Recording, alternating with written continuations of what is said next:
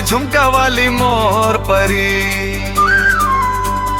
झुमका वाली मोर परी, मोर सोना जैसन दिल्ला लेके कहाँ चली, ओ मोर सोना जैसन दिल्ला लेके कहाँ चली।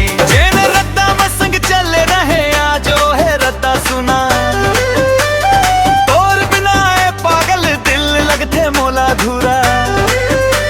और हंसी के मीठ सुर तारा रात भर मोला जगाते, आंखिले चुपचाप आंसू धीरे धीरे गिर जाए। झुमका वाली मोर परी, काबर मोला छोड़ के चली।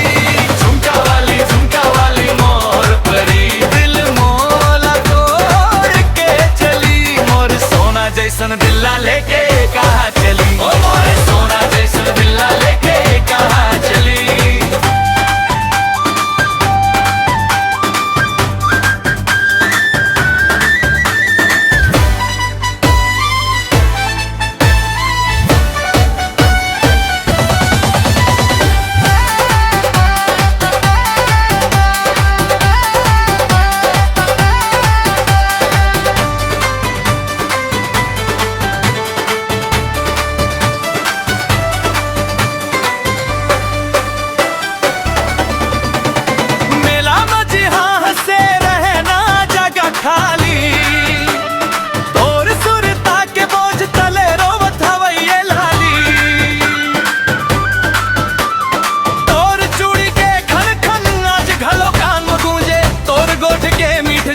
दिल मोला रोज डूबे,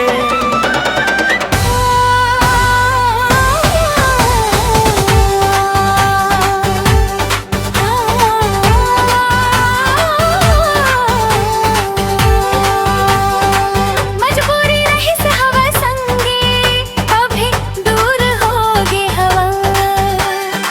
तोरी सूरता संग आज घलो चुपचाप रोवत हवा।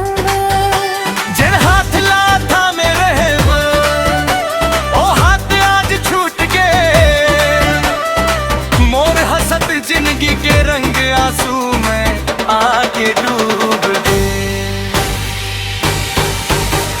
झुमका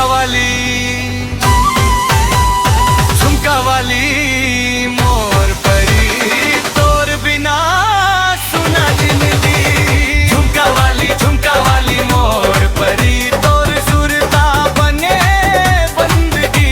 मोर सोना जैसन दिल्ला लेके कहाँ चली, ओ मोर